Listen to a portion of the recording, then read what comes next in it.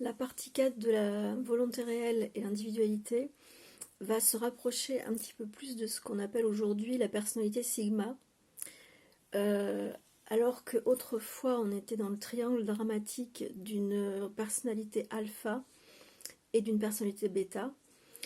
Euh, on sera maintenant dans une perspective de l'individu sigma, c'est-à-dire un individu qui est autonome et qui n'a plus besoin de prendre l'énergie chez les autres, car il l'a trouvée en lui-même. Et il l'a trouvée, bien évidemment, par l'émergence de la volonté, qui est également une énergie. Donc l'individu sigma qui a appris à s'autonomiser énergétiquement n'a plus besoin d'être en relation, en comment c'est déjà? Je sais plus. En extraversion, voilà, c'est ça. C'était le terme exact. Il n'a plus besoin d'être en extraversion pour nourrir sa personnalité. Il va être en totale introversion pour se nourrir de lui-même, c'est-à-dire depuis son propre centre énergétique interne. Et à ce moment-là, donc, les relations ne seront plus des relations de vampirisme énergétique. On ne sera plus dans le vampirisme énergétique. Vous avez tout un tas de vidéos qui vous parlent du vampirisme énergétique, et notamment au travers des pervers narcissiques qui se nourrissent de l'énergie des autres.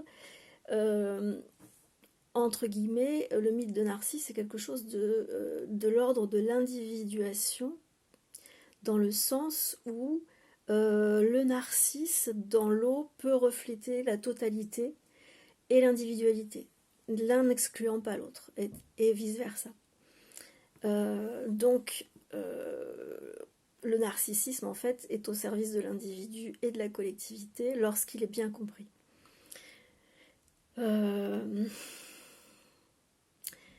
Ça, c'est quelque chose d'assez étranger. On ne connaît pas trop cette manière de fonctionner en collectivité. C'est-à-dire une collectivité dans laquelle il y aurait en tout cas une majorité de personnalités sigma, ferait qu'en fait il n'y ait plus de vampirisme énergétique entre les êtres dans la relation. C'est-à-dire on ne se servirait pas de la relation pour la valorisation du moi. Le moi n'aurait plus besoin de se valoriser au travers de ce qu'il va voler énergétiquement à d'autres personnes dans le triangle dramatique. Donc on est sorti de là, le triangle dramatique, on en a fait une centralisation. On est arrivé au point zéro du triangle dramatique, et à ce moment-là on est au centre de soi. Et quand on est au centre de soi, on communique avec le soi, qui donc exprime sa volonté, et en exprimant sa volonté, le soi donne l'énergie nécessaire pour que le moi s'exprime au mieux de son individualité, sans avoir à voler l'énergie à d'autres personnes. Il est autosuffisant en matière d'énergie, donc son interaction sociale ne va plus être pour être un mâle alpha ou une femelle alpha, ou pour être un dominé dans les cas où les personnes sont plus à propension d'être dominées que de dominer. De toute façon, les gens qui sont dominés sont des dominants qui s'ignorent et qui n'ont pas réussi à sortir de leur coquille. Dans une individualité sigma, on n'est pas là-dedans.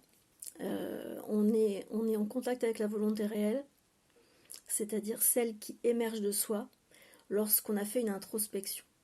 Bon, évidemment, on a fait toutes les étapes qu'on a pu visiter autrefois sur les cryptes du dragon et tout ça. Donc on a épuré toute la conscience du moi qui se prend pour un petit personnage qui interagit dans la société avec les autres personnages. Donc on est sorti de ça et on rentre dans quelque chose d'autre qui est autrement plus vaste et plus nourrissant.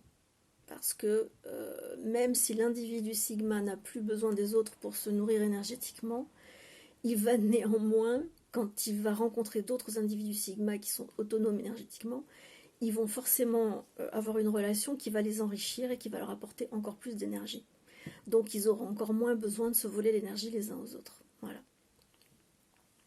On peut dire ça. Est-ce qu'on peut rajouter quelque chose ?